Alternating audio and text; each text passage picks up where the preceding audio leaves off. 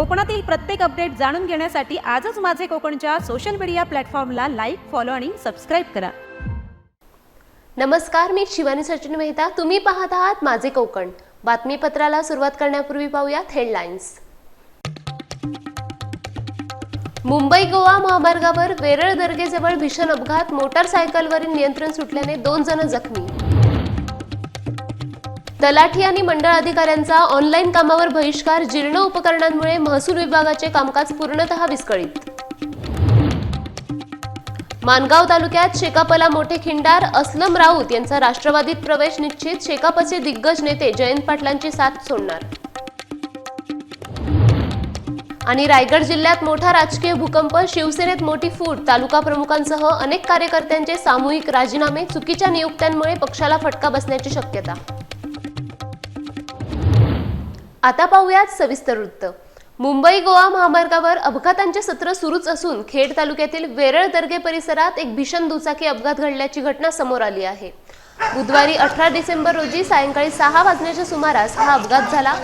मिळालेल्या माहितीनुसार खेड शहरातून खोपीच्या दिशेने जात असलेल्या एका मोटारसायकलवरील चालकाचे वाहनावरील नियंत्रण अचानक सुटल्याने हा अपघात झाला.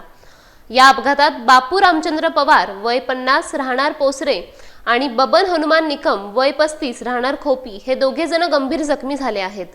अपघाताची माहिती मिळताच भरणे नाका परिसरात तैनात असलेली श्री जगद्गुरू नरेंद्राचार्यजी महाराज संस्थान अनिशधाम यांची रुग्णवाहिका अवघ्या काही वेळातच घटनास्थळी दाखल झाली. या रुग्णवाहिकेच्या माध्यमातून दोन्ही जखमींना तातडीने प्राथमिक उपचारासाठी कळंबणी येथील उपजिल्हा रुग्णालयात दाखल करण्यात आले. सध्या जखमींची प्रकृती स्थिर असल्याचे वैद्यकीय सूत्रांकडून समजते. महामार्गावर सातत्याने होणारे अपघात चिंतेचा विषय ठरत असून वाहन चालकांनी वेगमर्यादेचे पालन करत काळजीपूर्वक वाहन चालवावे असे आवाहन स्थानिक रहिवाशांकडून करण्यात येत आहे. रायगड जिल्ह्यातील महसूल प्रशासनाचे कामकाज मोठ्या प्रमाणावर विस्कळीत झाले आहे. ऑनलाईन कामासाठी वापरण्यात येणारी संगणकीय उपकरणे अत्यंत जीर्ण आणि नादुरुस्त झाल्याने जिल्ह्यातील तलाठी आणि मंडळ अधिकाऱ्यांनी ऑनलाईन कामकाजावर बहिष्कार टाकण्याचा पवित्रा घेतला आहे. वारंवार मागणी करूनही शासनाकडून नवीन लॅपटॉप, प्रिंटर आणि स्कॅनर उपलब्ध करून दिले जात नसल्याने कर्मचाऱ्यांनी हे टोकाचे पाऊल उचलले आहे. महाराष्ट्र राज्य तलाठी संघटनेच्या माध्यमातून पेणचे तहसीलदार आणि प्रांत अधिकाऱ्यांना याबाबत सविस्तर निवेदन देण्यात आले. आपल्या मागण्यांकडे लक्ष वेधण्यासाठी कर्मचाऱ्यांनी आपल्या डिजिटल स्वाक्षरीच्या DSC तहसीलदारांकडे जमा केल्या आहेत. गेल्या 5 वर्षात महसूल विभागाने शासनाला मोठा महसूल मिळवून दिला आहे. मात्र कामासाठी आवश्यक असलेल्या मूलभूत साधन सामग्रीकडे शासन जाणीवपूर्वक दुर्लक्ष करत असल्याचा आरोप यावेळी करण्यात आला. या बहिष्कारामुळे 7/12 उतारे, विविध दाखले आणि इतर ऑनलाईन महसूल सेवा पूर्णतः ठप्प झाल्या आहेत, ज्याचा थेट फटका सर्वसामान्यांना बसत आहे. शासनाने तातडीने अद्ययावत संगणकीय उपकरणे उपलब्ध करून न दिल्यास हे आंदोलन अधिक तीव्र करण्याचा इशारा तलाठी व मंडळ अधिकाऱ्यांनी दिला आहे. तलाठी संघाच्या वतीने आम्ही रायगड जिल्हा तलाठी अध्यक्ष संजय शिंगे आणि माझे सर्व हे पेन याच्यातले बांधव आम्ही परवाच निवेदन दिलेलं आहे. अगोदर जिल्हाधिकाऱ्यांना पहिलं निवेदन दिलं शुक्रवारी आणि काल तहसीलदार SDOना वगैरे सर्व पूर्ण जिल्ह्यात आणि आमच्या 23 जी जिल्ह्यांची संघटना आहे महाराष्ट्र राज्य तलाठी संघटना त्यातर्फे निवेदन दिलं आहे. पहिली मागणी आमची लॅपटॉप प्रिंटर की शासनाचं जे धोरण निर्माण झालं 2016 साली की आपलं सर्व ऑनलाईन पाहिजे, त्यानुसार आम्ही ऑनलाईन केलं. सर्व दप्तर खूप मेहनत करून 2012 पासून हे सर्व ऑनलाईन केलं आणि त्यामागे शासनाला आता खूप फायदा होतो मोठ्या प्रमाणात. त्याची फी जमा होते. तर 5 वर्षानुसार ते लॅपटॉप आपले आउटडेटेड होतात, म्हणजे त्याचा पिरियड असतो 5 वर्षाचा. परंतु आता त्याच्यानंतर कमीत कमी 17 ते 18ला वाटप होऊन ती आता 8 वर्ष व्हायला आली, तरी परंतु अजून आम्हाला लॅपटॉप प्रिंटर सर्व जिल्ह्यात मिळाले नाहीत, ठराविक जिल्ह्यात मिळाले. तर ह्याच्याबद्दल एक शासन निर्णय झाला ऑगस्टमध्ये. नंतर आम्ही परत 10व्या महिन्यात परत आम्ही जमाबंदी आयुक्तांची बैठक घेतली आणि त्या बैठकीत असं सांगण्यात आलं की या महिन्यात देतो. परत त्याला 2 महिने होऊन गेले. मग अशीच चालढकल चालल्यामुळे आणि सर्व नवीन तलाठी आहेत आमचे किंवा आम्ही जुने असलेले आमचे प्रायव्हेट लॅपटॉप पण वापरून खराब व्हायची वेळ आली, तरीसुद्धा लॅपटॉप नाही मिळत. म्हणून हा जाणीवपूर्वक परवा लॅपटॉपवर आम्ही सर्व ऑनलाईन कामावर बहिष्कार टाकला आणि आमच्या DSC जे असतात टोकन त्या जमा केलेले आहेत सर्व. आणि जोपर्यंत आमची मागणी मान्य होत नाही तोपर्यंत आम्ही हे बहिष्कार मागे घेणार नाही आहोत. आणि त्याच्या पुढे पाऊल जाऊन की आता काय झालेलं आहे की महसूल मंत्र्यांनी बरेच यांच्यावर एकतर्फी कारवाई केलेली आहे की त्यांना सर्व निलंबन वगैरे गौण खनिजच्याबद्दल वगैरे. तर त्याबद्दल ही म्हणणं मांडून कारवाई नोटीस देऊन कारवाई करायला हवी.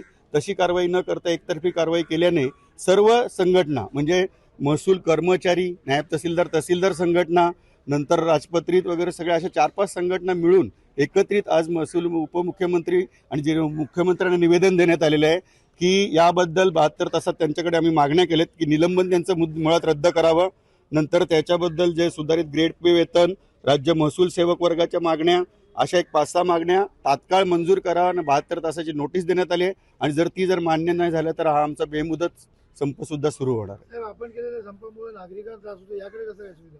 नाही, नागरिकांना सर ते नागरिकांना उलट जर आमच्याकडे हेच नसते लॅपटॉप प्रिंटर, आता आम्ही समजा आमचे वापरले नाही, शासनाचाच याच्यानुसार वापरले ऑफिसमध्ये जसं असतं तसं, तर मग ते आम्ही देणंच नाहीत ना. मग त्यांनी लॅपटॉप प्रिंटर द्यावे, आम्ही कमीत कमी तरी हे काम सुरू होईल तात्काळ, आम्ही लगेच करू करणार. त्याचे कुठलेही नागरिक तसं आम्ही जर याच्यानुसारच आम्ही ऑनलाईन केलेलेच आहेत.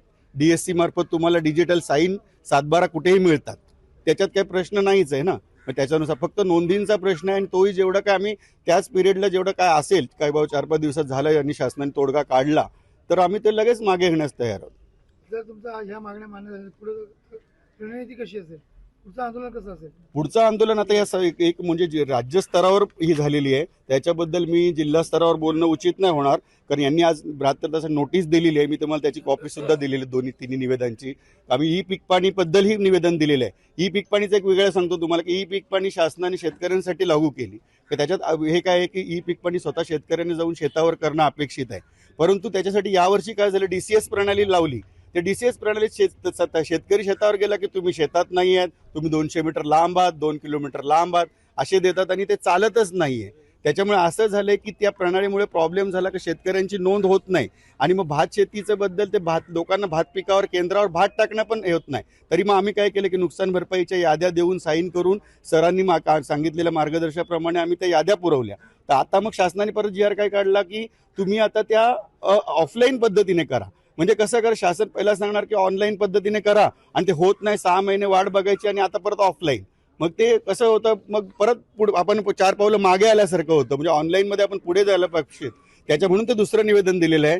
एक निवेदन लॅपटॉप प्रिंटर, एक आपलं दुसरं ई पीक पाणी आणि हे आता ह्या कारवाया झालेल्या आहेत त्याच्याबद्दल निवेदन. अशी एकत्रित टप्पा वगैरे टप्प्याटप्प्याने आमचे हे आंदोलनाची तीव्रता वाढणार आहे.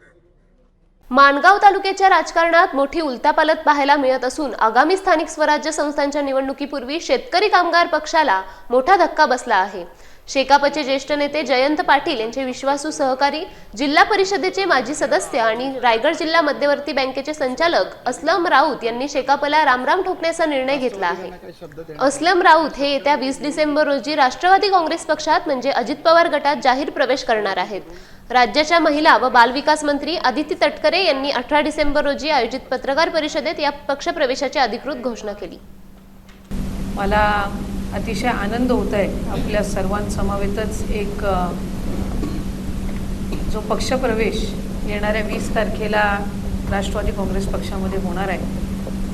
आदरणीय आमचं नेतृत्व अजितदादा असतील, त्याचबरोबर आमचे मार्गदर्शक आधारस्तंभ आदरणीय तटकरे साहेब यांच्या कार्यप्रणालीवर विश्वास ठेवून येत्या 20 तारखेला आदरणीय जिल्हा परिषदेचे माजी सदस्य, त्याचबरोबर या माणगाव तालुक्यातील एक महत्त्वपूर्ण नेतृत्व असलमभाई राऊत हे राष्ट्रवादी काँग्रेस पक्षामध्ये प्रवेश करत आहेत.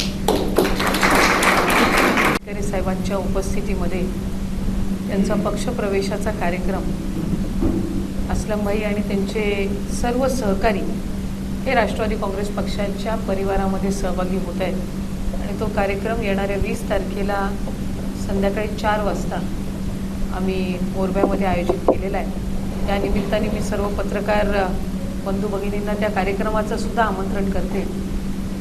येणाऱ्या स्थानिक स्वराज्य संस्थेच्या निवडणुकीच्या दृष्टिकोनातून किंवा पुढच्या 5 वर्षाच्या कालावधीमध्ये महायुतीच्या माध्यमातून एक घटक पक्ष म्हणून राष्ट्रवादी काँग्रेस पक्ष काम करत असताना विकासात्मक दृष्ट्या पुढे जाण्याच्या एका विचाराने असलमभाईंनी आज हा निर्णय घेतला.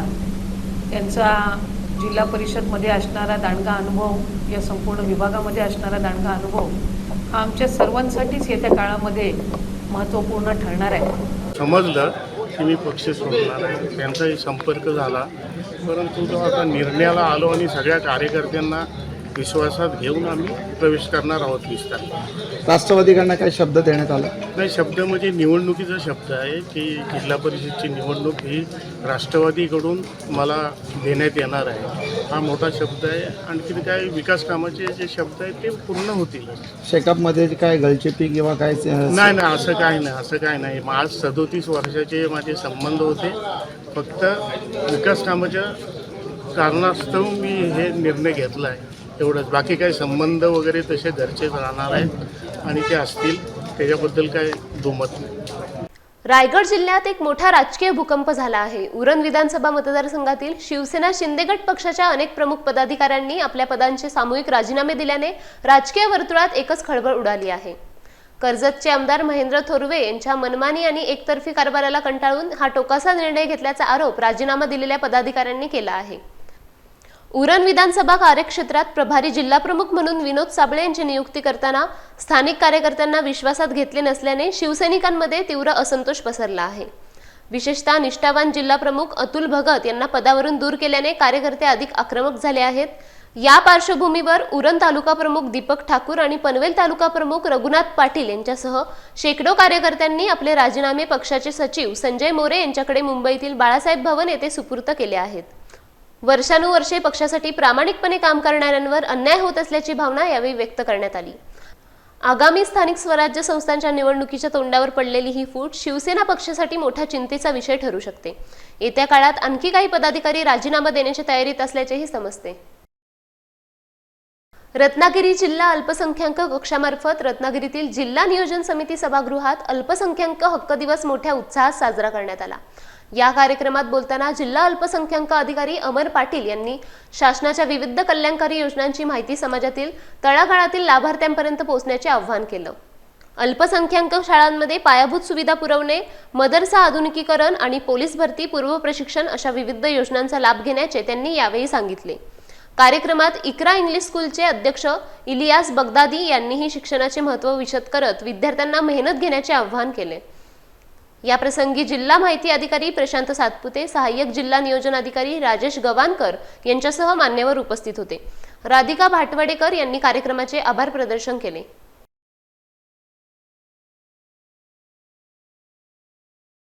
या बातमीपत्रासह वेळ झाले इथेच थांबण्याची. पुन्हा भेटू नवीन बातमीपत्रात. तुम्ही पाहत रहा माझे कोकण.